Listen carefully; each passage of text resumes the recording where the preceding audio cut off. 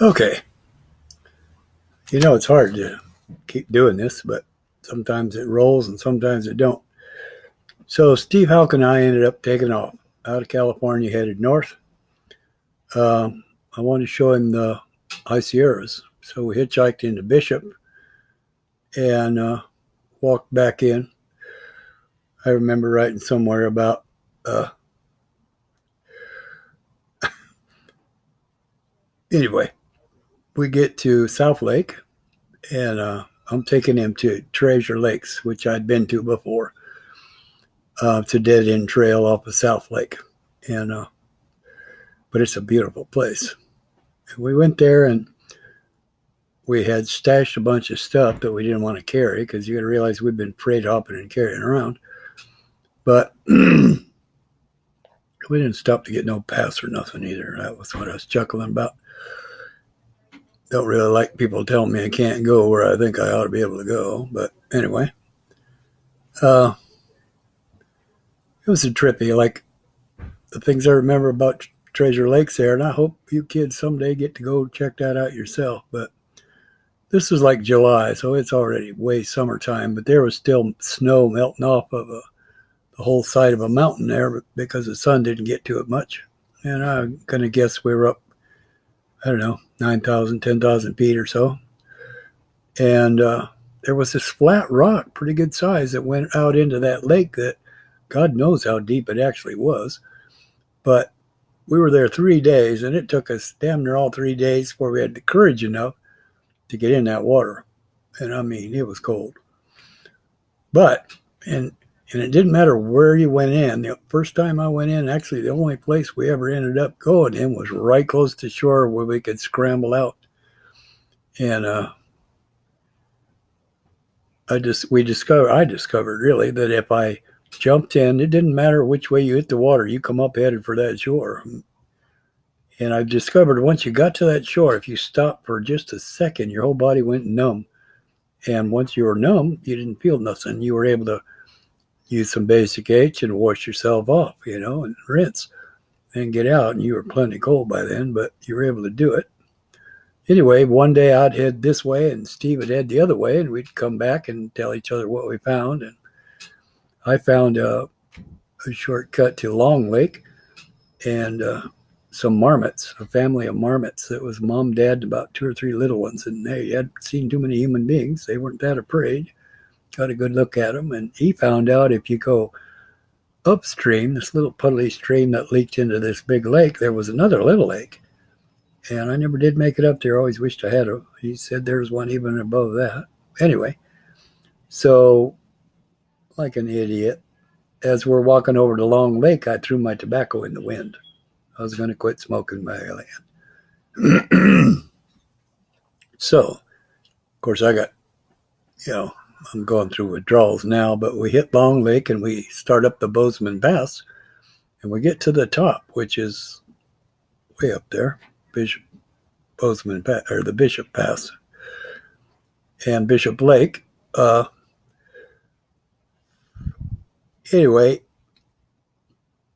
we're sitting down having a cup of coffee, and Steve's saying, Gary, my boots are coming apart.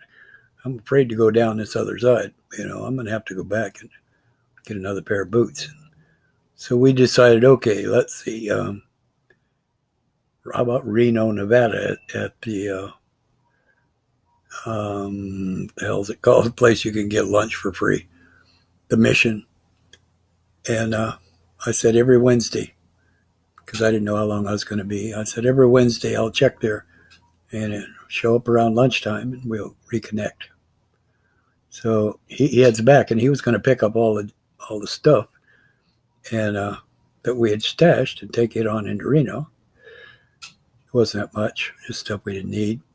And this gal, all by her lonesome, showed up, had a cup of coffee with us, and then she took off down the road. And I don't know if I was deciding I was going to catch up with her or not. I never saw her again. But so I take off, headed down into the canyon, the middle of the John Muir Trail. That's where it ends up. And like I say, we've been freight hopping. I think my pack weighed about 35 pounds with groceries.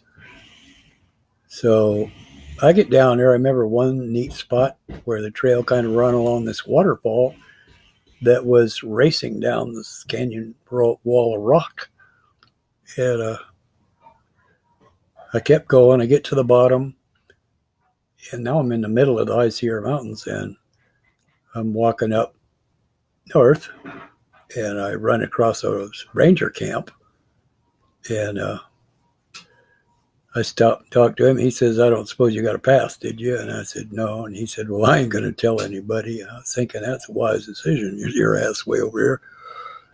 Anyway, I walked up a ways and spent the night, and here come this guy, scrawny little shit, carrying a pack big as he was. And his story was that he was going to go from Oregon to Mexico down the John Muir Trail. He's going to write a book about it, and he wanted me to. He squatted down with his super pack and wanted me to step onto the frame, and he's going to lift us up, show how strong this was. Of course, he didn't pick me up. But anyway, next morning, I bump into, as I'm making my way, jonesing like a booger. I meet a couple other guys, and same story. I mean, they're all going to do the whole trail in 1 year, summer, and all of them going to write a book about it. I don't know, maybe they all did. But I can tell you one thing, they didn't see shit. At one point, I had an international orange rain suit. So I crossed off the trail and walked and sat on top of a rock where I could see a big bunch of that John Muir Trail. And I would watch some of these hikers come down, and not one of them saw me. Man, I wasn't that far away if they'd have just had, but they were all so scared with their heavy packs that they were going to, twist their ankle or something and be doomed. They didn't see nothing except that one where they were going to put their next foot. So I don't know how much story they could have written, but they obviously weren't prepared to do much hiking around and survive, on next to nothing. We were. Anyway, I reach a point on these hills where the trail goes left, and I know for damn sure that Owens Valley is to the right, Bishop, and that's where the cigarettes are. So it's been days, but I get off the trail and I just head east. And I remember as I'm making my way up this canyon, I've now turned the corner of the canyon, and there is no view of the trail. And at this one point, I'm kind of sliding along this. I'm up on a rock pretty high up with my pack, and I'm sliding like this, thinking, boy, if I fall there, it'll be the buzzards in the spring that let them know where I am, because ain't nobody ever goes this way. But I made it over the top, and I was expecting to see Owens Valley, and guess what? All I saw was it went straight down and back up another bigger mountain, and then off to this little draw, I could see the trail and water. So I thought, well, crap, this is farther than I thought it was, but all right, I'll go back and get on the trail. And I don't know where that trail, if it was the same one I was on or not. I reckon it was, but so at that point I had to start down this mountain, and this was like the north side of the mountain that don't get much sun, and the snow had melted and froze and melted and froze, so we're at solid ice. It was that kind of deal where you have to take little steps as you jump between rocks on your way down. So I do a pitter-patter land, pitter-patter lands. And one of those pitter-patter lands, I was landed on a rock that was probably as big as a house. And that rock moved. I mean, it started rolling. And by then I was already off that rock, pitter-pattering towards the next rock. But it only rolled about 3 foot till it hit something under all that snow big enough to stop it. Anyway, I get to the bottom. I have to pull my boots and socks off to wade this creek. Oh, man, was that water cold. But I get done. I dry my feet off and put my boots back on, and I'm headed on this trail. And I'm still sure that my cigarettes and Bishop is still off to my right. So all of a sudden, here's a couple, and they're camped on this little swirly spot, rocks, So I go down there and say howdy and ask if they had a cigarette. Of course, they didn't smoke, but pitiful, ain't it? But I decided to spend the night there. What the hell, you know? And I asked them, so what's the quickest way out of here? And they said, well, this trail, if you stay on this trail, you're going to end up in wherever it was. It was like the wrong side of the Sierras. It was back in Interstate 5 in California, back in the valley. I said, oh, Craig, I'm trying to get to Bishop. They didn't know anything about Bishop. So I realized I'm in the middle of the Sierras. They're saying if I stay on this trail, I'm going to end up clear on the other side of the Sierras. So I tell them, well, I'm pretty sure I can find my way out. So I head up this hill. And I remember it was like 4-wheel drive to get up this hill. It was steep. And there was horse shit there, too. Like, damn, those must be a hell of a horse to be able to climb that kind of a mountain. Anyway, I get up to the top and it levels off. And the first thing I see is this weasel. I'm assuming it was a weasel, ermine, whatever the hell it was. It had chased a chipmunk into the water. And it was just, I mean, that water was so cold that chipmunk just went numb and started floating. And the weasel hopped around. This is right in front of me. He wasn't afraid of me at all, it seemed like. So as soon as chipmunk come by, he grabbed him and took him to shore. You know, he's fixing to eat. And me being a good old Joe, you know, I shoo him up and grab that chipmunk. He's froze solid. So I put him inside my stocking hat and stick it inside my shirt, and I continue upstream. I remember there was golden trout in that water, and it couldn't have been 6 inches deep. And I was thinking, boy, I had to take my hammock and just make a sieve. I could get a bunch of these fish real pretty easy, but I didn't. At one point, I biked a ways, and I sit down and I pull out my hat and set it down on the ground and open it up. And my chipmunk is coming back to life. The sun hits him and he wakes up and he sees me and he jumps straight in the air. I swear 2 foot or better. Turn around and run opposite direction of me and ran right back into that water. And of course, he just numbed out and floated again. I thought, you dummy. So I rescue him again and stick him back in my hat and back in my shirt. And I'm climbing way back in here. And I'm thinking, boy, I hope I see Owens Valley at the top of this hill. So I get partway up the hill and I drop my backpack. And I set my stocking cap out and opened it up. And I went ahead and hiked to the top of the hill. As far as I know, that ground squirrel or chipmunk, whatever he was, woke up, ran right back there and jumped in that water and fed that damn weasel like he was supposed to, probably. But anyway, I get to the top, and lo and behold, there's North Lake, and beyond that is Owens Valley. So I've made it. It's been like 5 days now without a cigarette. And so I come back, get my pack, say good luck to the chipmunk wherever he went. And I head down to North Lake, and I end up hitching, get back to Bozeman. I went to a gas station. I bought a pack of Camels. Like that was the only thing I had. And I think I smoked one of them, and it made me sick, and I threw the pack away. But shortly after that, I found my can of kite. So now I'm headed up to Reno to hook back up with Steve. And I get there, and it's Wednesday or whatever day we'd agreed on, and I go to the mission, and no Steve. I hang around. I finally run into this. I'm thinking, you know, shit, suppose he broke a leg or something. What the hell am I going to do? And I forget now where I run into this guy. I'm going to jump back to my book here. Sorry to have to keep doing that, but it says, after a week or so in the high Sierras, I emerged a little more rugged, tired, and 5 days without a smoke. By the end of the day, I'd smoked. 2 days later in Reno, waiting for Steve. Okay, I returned to Bishop to check on where we'd stashed the stuff. And I got to admit that I ran into this guy.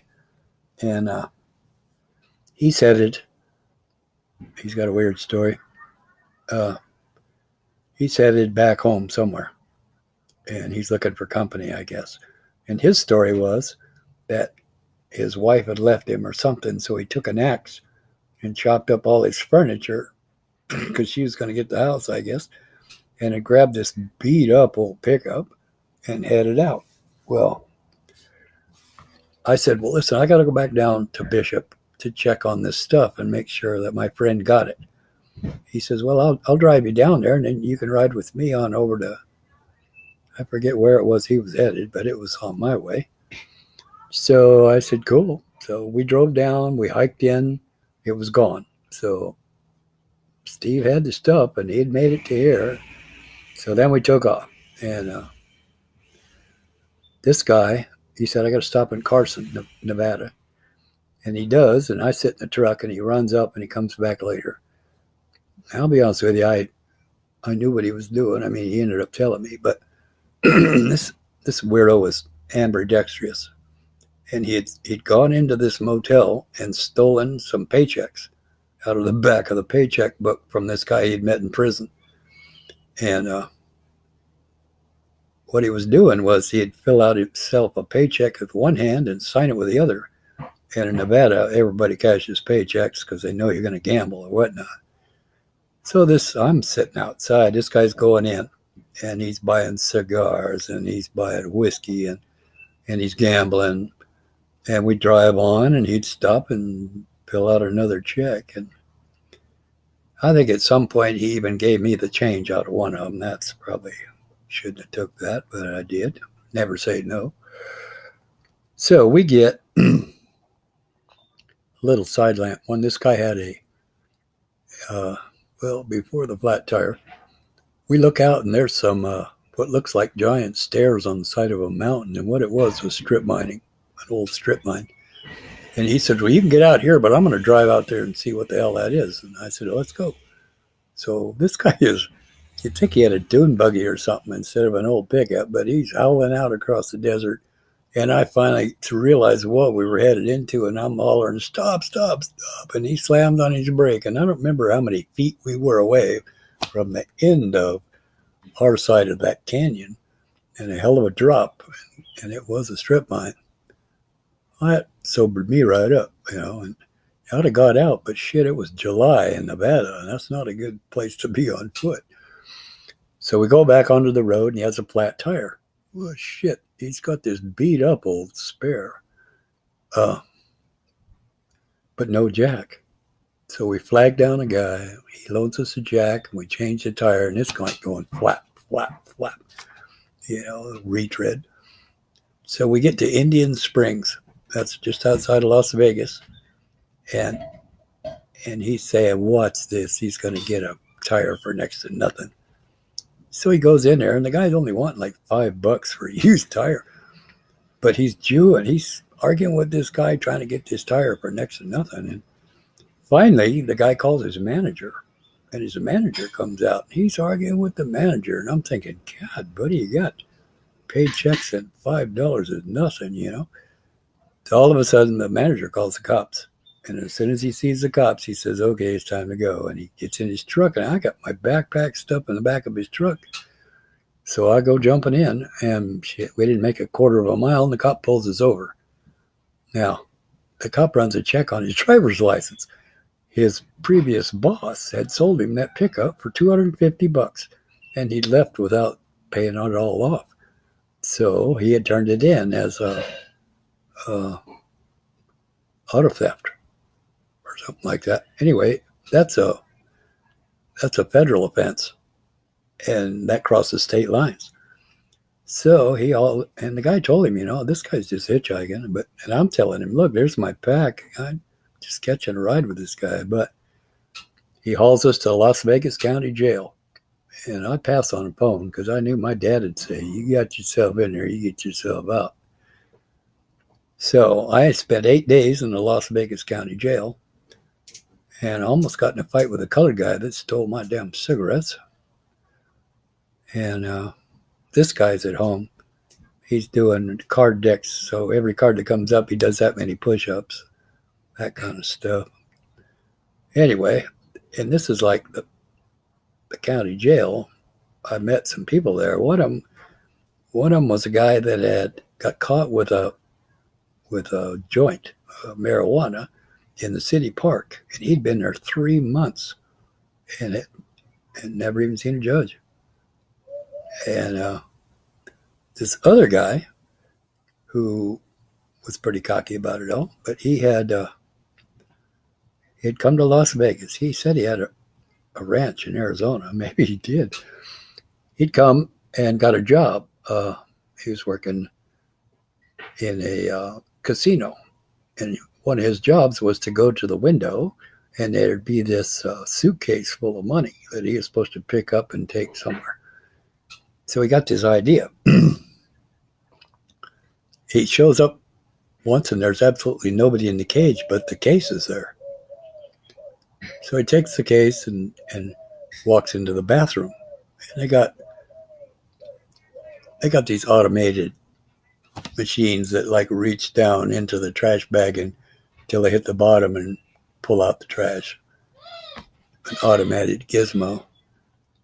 So he takes a piece of cardboard and he cuts out and he empties the trash can, puts the briefcase on the bottom, puts that cardboard, stuffs it down on top, and puts the trash back. And then he goes back, and there's like no ruckus at all. Nobody seems to even have missed this thing. So he ends up calling his wife and telling her it's a certain type of suitcase or whatever you call it, satchel. He wants her to bring it to him. So she comes up from Arizona and she gives him that thing, and he goes in and swaps it out. And she takes off. She got all this money now. So then he leaves that job. He didn't want to be too connected there. So he gets another job, and it's with a porn shop where they can buy anything, And he gets caught pilfering the tab, pilfering the till, and he gets thrown in jail. So that's what he's in jail for. But he's still smiling because as soon as his time's up, he gets to go back to Arizona, and he's got a horse ranch with some money now, if she didn't run off with it. Anyway, there was that guy, and then there was a guy in there for multiple murder, and he killed about 5 guys. And he's the one that ended up showing me how to write a writ of habeas corpus, which basically says, look, charge me or turn me loose. And oddly enough, as soon as I turned that in, the next day they cut me loose. I got to hand it to that guy. He did me a favor, And he could get drugs there in jail because he went to talk to the nurse and he'd say, I need some drugs, I need some, whatever they're called, barbiturates. And she'd say, I can't do that. And what are you in for? And he'd look her in the eye and say, multiple murder. And she'd end up giving him something to calm him down, and he'd sell it. Anyway, so I get cut out. Now I'm in Reno, Nebraska, or Las Vegas, Nevada, on foot in July. And I'm thinking, this sucks. They even broke my pack. They were trying to find drugs or something, which I never cared what was on the road. That's be a dumb bust. Anyway, so I make my way towards the train tracks, and I'm going to try and squeeze this in. I hope this ain't getting too big. But here's this guy, and he's back there reading a book underneath this big bridge. And I'm just sitting, hoping a train's going to pull by fast or slow, give me a clue where I am. And finally, I walk back there and strike up a conversation with him. And he's a trucker. He's from Florida. It was his first vacation. So he'd taken like $2,500 and caught a bus or something into Las Vegas, or flew, I forget. He promptly went and got a room for a week and then went out and lost every damn dime. So he calls his wife, and says, honey, I blew it bad. Just send me some money. I'll get the hell out of here. So she sends him some money and he spends it trying to recoup, So they'd have to call her back and say, damn it, I need some money to get out of here. And she said, well, we emptied the damn checking account. And he said, well, put a lien on the house then. Just get me some money so I can get back home. So she apparently did. and sent him the money. And guess what? He went out and tried to recoup his loss and lost all of it. So he calls his boss and talks his boss into sending him an advance on his first check. And yep, he spent that too. So there he sat. He didn't know what the hell he was going to do. I finally convinced him, you won't starve to death. You need to put your thumb out there and start heading east. And you'll get there. You won't starve to death. So that's what he ended up doing. And I think at this point I gave up on catching a train and decided to hitch north. So along the way, I got a ride from a guy in the back of a pickup. Boy, that was a one-day suntan. And let me think where he took me. Hang on a second. I'm going to look at the book.